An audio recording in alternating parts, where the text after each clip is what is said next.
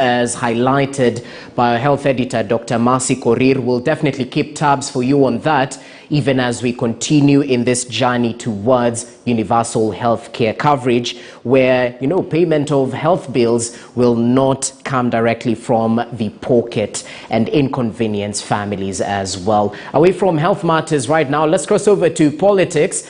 And Emmanuel Cho is just joining us live from our city center studios just to highlight what exactly to expect in the course of the week. And Cho, I'd like to begin with how busy of a week it will be. We expect resignations en masse, at least from tomorrow, in terms of the deadline. And this is not just affecting cabinet secretaries or those civil servants working in government who want to vie in the upcoming general election.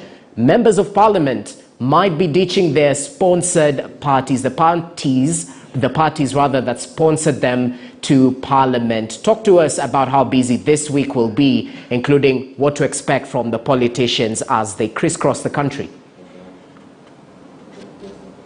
Well, thank you very much, Jesse. It is a week full of activities. It is a beehive of activities starting this morning towards the end of the week. But most importantly, as you have already mentioned, it is a week of high-stake resignations. We expect that several high-ranking state officials will be putting their suits or their official positions aside and now walking into these murky waters of politics. And we expect that those civil servants who are still in office have until tomorrow evening, as of the circular that was issued by the office of the president last week, to continue serving. But most of them have already indicated that they may be resigning today, and some will be doing that tomorrow. And we expect some of the senior officials, including CS for Labour Chelugui, as well as that CS for Transport James Macharia, who had already hinted that he might be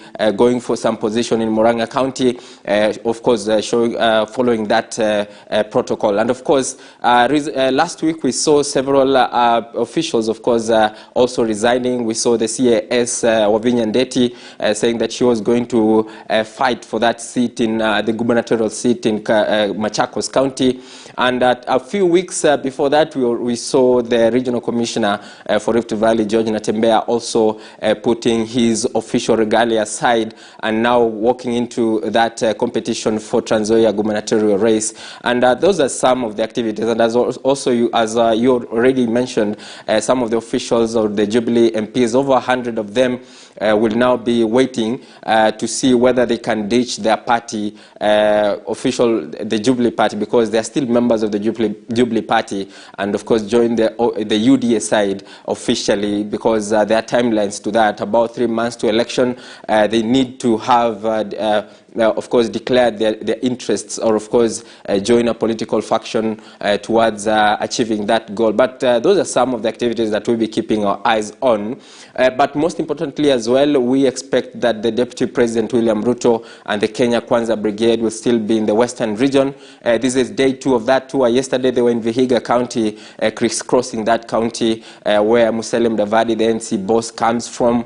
Also just campaigning and trying to popularize their Kenya Kwanza team. Remember, it has been about 3 weeks after that famous earthquake at the Bomas of Kenya on the 23rd of January, and they're still trying to see whether this is going to pan out and show support for that region. But we've seen several members of parliament leaving the ANC boss after that move, and they're still trying to solidify their bases. Today they'll be in Busia County as they continue with the same message. And similarly, we expect that some activities will be happening out of the country. Remember that the ODM chief, Raila Odinga, is still out of the country for some official visits. Yesterday and the day before yesterday, he was in Ethiopia on the 35th AU summit. Remember, he is also the AU special or high official for infrastructure and development in Africa, and he was part of that meeting that was happening yesterday. Today, he leaves for India for some activities as well in that country, and this is just part of that process and trying to get the nod of the international community as he heads towards the general election that is only 181 21 days away. And tomorrow, or a day before tomorrow, we expect, the day after tomorrow rather, we expect that some of the political activities will be gaining heat because it will be 6 months to the next general election officially. And at the same time, we'll be looking at other quarters in terms of the Oka team. Yesterday, Kalonzo Musyoka, when he attended a church service in Nairobi, said that the Oka team was strongly in the race to provide that alternative voice towards the general election. But we also saw them saying that they had not given any indications or any permutations as to whether they are going to work with the Azimio la Umoja team, but we wait to see whether that is going to happen. And finally, we also looking at some of the activities in the city. Yesterday, we saw the Azimio la Umoja team having a few factions, some members of parliament allied to the Westlands MP, Tim Wanyonyi, as well as the Richard Ngatia, the gubernatorial aspirant, and also a business person. And we've seen such activities as well in the UDA camp between Bishop Margaret Wanjiro and Senator for Nairobi Johnson Sakaja, also almost coming to a fight after a meeting. But those are some of the activities that we'll be focusing on, and we'll be giving our viewers an update as to what will be transpiring. Jesse.